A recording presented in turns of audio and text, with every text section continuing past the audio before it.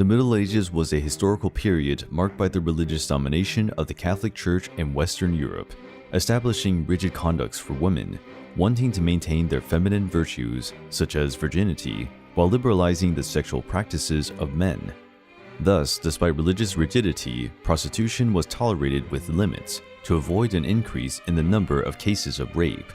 Paid sex was an escape valve for the male libido. During the Middle Ages, between AD 476 and 1453, prostitutes were harshly criticized by society and began to be considered impure. Today, the profession is still very much associated with promiscuity and is a big taboo in society. During the medieval period, and with the expansion of the Catholic Church, the practice became considered a sin for Christians. Sex workers were obliged to donate part of their profits to the clergy, a law instituted by Pope Clement II, 1046 to 1047. At the same time, prostitutes were considered impure and sinful.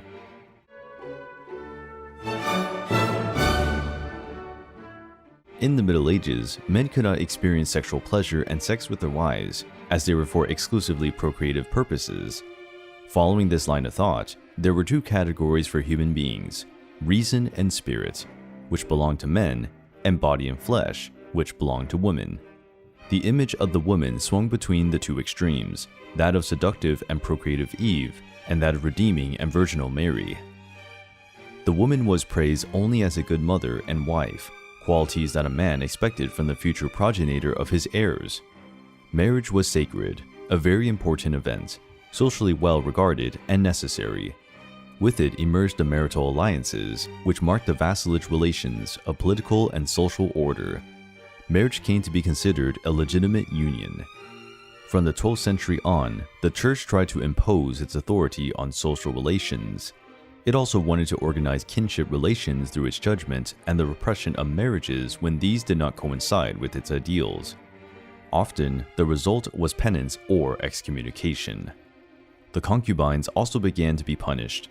Single women who lived at the expense of married or single men were strongly condemned for living in a union not recognized by the Church.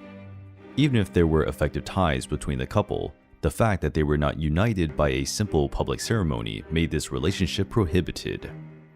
As time went by, and due to the unclear position on this type of relationship, the effective ties that exist in it were no longer taken into account by society. They were replaced by an illicit and expired union, interpreted only as a space for pleasure and fornication. In the 10th and 11th centuries, marriage was already the result of a covenant between two families, with witnesses or priestly blessing. And, even more important, the consent of the two families. If the daughter did not fulfill the parental power decision, she would be disowned. The daughter was like a bargaining chip, a means of passage to a better life or greater social recognition. After the marriage, and already with the purpose of procreation, the couple was allowed to lie naked.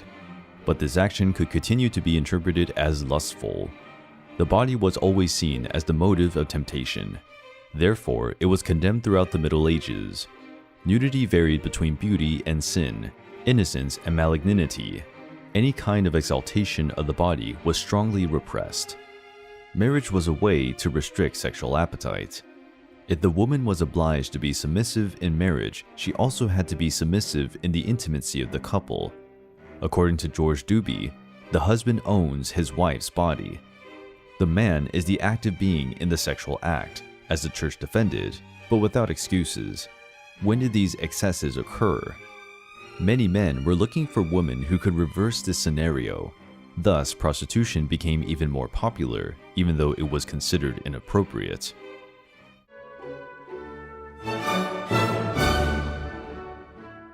Prostitution is one of the oldest professions in the world, but it is on the margins of society to this day.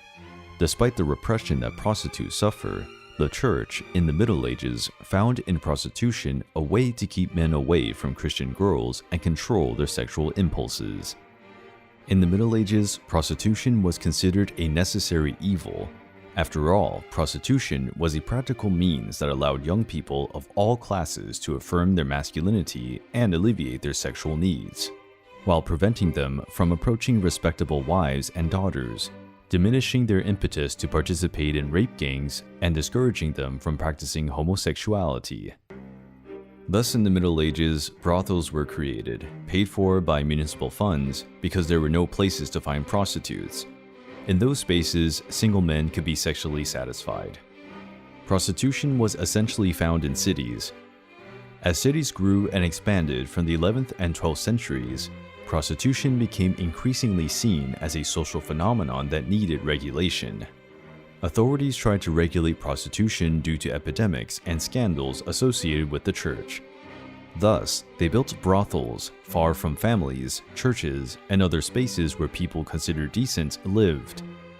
The creation of these spaces allowed for the state to exercise greater control over these subjects.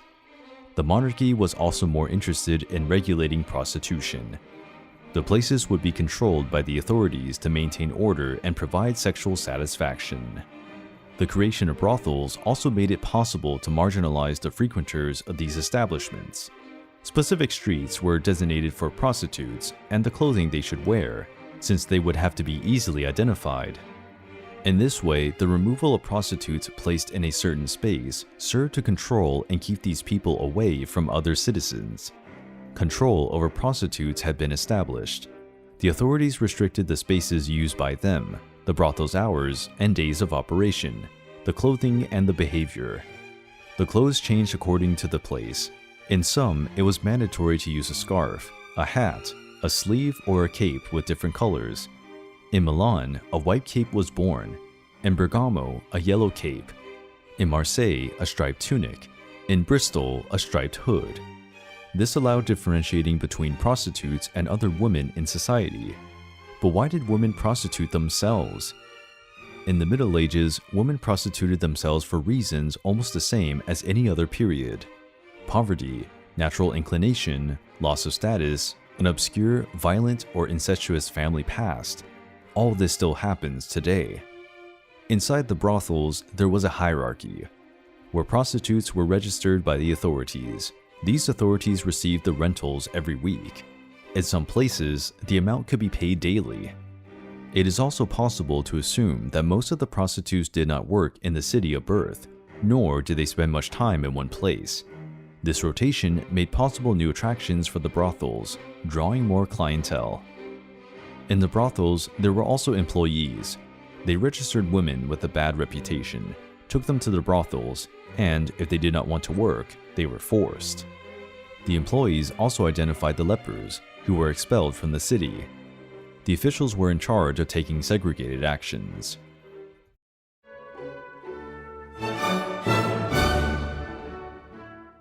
It is possible to see that Christian society accepted the sexual services of prostitutes, but did not consider them part of the community.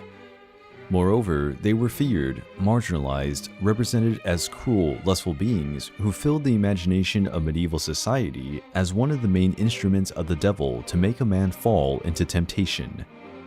In 1254, King Louis IX of France, also known as Saint Louis, decreed that prostitutes should be expelled from French towns and villages, with all their property to be confiscated. 2 years later, he defined the places they could frequent, limiting them to the peripheries, proving that it was difficult to eliminate the sale of the female body. What the medievals called the virtue of woman was the necessary element for the realization of marriages, because women were considered public or pure. Many of them, after being raped, ended in prostitution. However, the practice of prostitution was institutionalized between the 14th and 15th centuries. There were 4 levels of prostitution in medieval France: public houses controlled by the state, baths, private brothels, and self-employed prostitutes. Also, the age range of women revealed the stages they had gone through. By the age of 17, prostitutes were working on the streets. After 20, they became chambermaids in the bathrooms, selling themselves to the locals. By the age of 28, they became brothel boarders. After that age, when the beauty of youth had been lost, some prostitutes became brothel owners and a few got married. Most retired to convents, set up to welcome sinful and repentant women. The origin of prostitution is older than we can imagine. Historians have found traces that prove that the first Mesopotamian civilizations already exchanged sex for goods or money. Although it is an old profession, it is still marked by prejudice. The profession has followed social and economic changes, but is still considered taboo by society.